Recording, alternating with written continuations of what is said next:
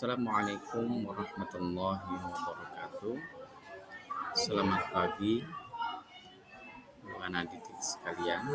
Hari ini kita akan belajar memasuki materi P5, yakni gaya hidup berkelanjutan. Adapun subtemanya adalah mengelola sampah untuk lingkungan bersih dan indah.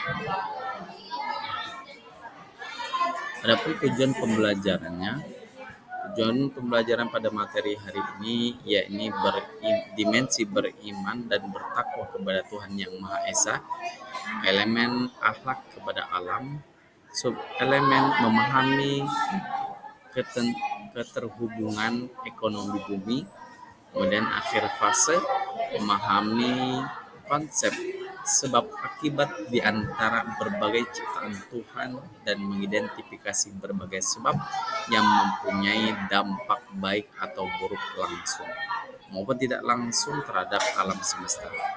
Sub-elemen berikutnya adalah menjaga lingkungan alam sekitar, mewujudkan rasa syukur dengan berinisiatif untuk menyelesaikan permasalahan lingkungan alam sekitarnya dengan mengajukan alternatif solusi dan mulai menerapkan solusi tersebut.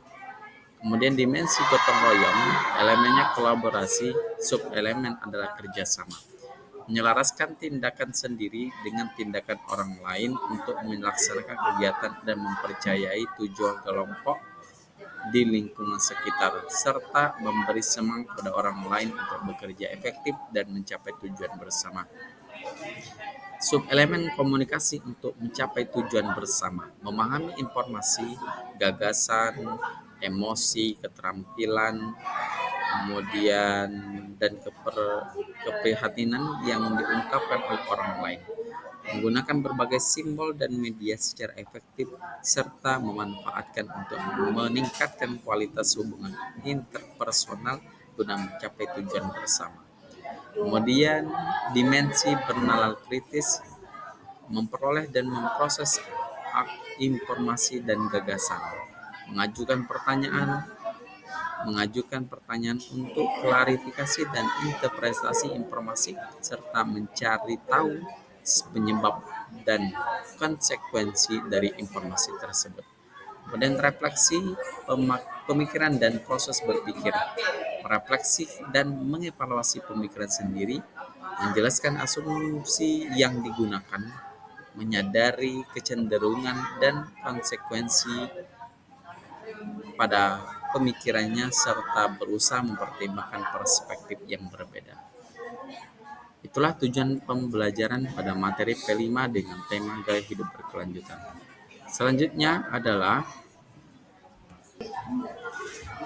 apa itu gaya hidup berkelanjutan? Gaya hidup yang menjaga keseimbangan antara kebutuhan manusia dan kelestarian alam. Kemudian mengurangi dampak negatif terhadap lingkungan untuk generasi mendatang. Dan yang terakhir adalah kita adalah penjaga alam, bukan perusak alam.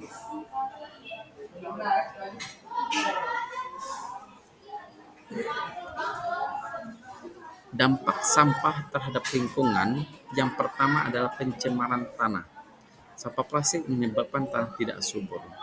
Adapun yang kedua, pencemaran air. Limbah cair mencemari sumber air. Dan yang ketiga, pencemaran udara. Pembakaran sampah menghasilkan gas beracun. Adapun jenis sampah, yang pertama adalah sampah organik. Jadi sampah yang berasal dari bahan-bahan alami atau makhluk hidup seperti tumbuhan dan hewan. Contohnya seperti sisa makanan, daun-daunan, kulit buah, ampas kopi, dan teh. Kemudian sampah anorganik adalah sampah yang berasal dari bahan non-alami atau hasil olahan manusia seperti plastik, kaca, logam, dan kertas. Contohnya seperti plastik, kantong botol kemasan, kertas, kaca, logam, dan styrofoam. Adapun yang ketiga adalah sampah B3. Jenis sampah yang mengandung bahan berbahaya dan beracun dapat merusak lingkungan atau kesehatan jika tidak dikelola dengan benar. Contohnya adalah baterai, produk elektronik, lampu neon atau LED, obat kadaluarsa, dan cat. Adapun metode 3R, reduce, reuse, recycle. Cara menerapkannya adalah Pertama adalah kurangi penggunaan plastik sekali pakai, hemat kertas.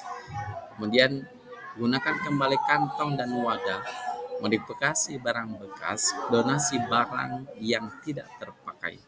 Dan yang terakhir adalah daur ulang sampah organik dan gunakan produk dari bahan yang sudah didaur ulang.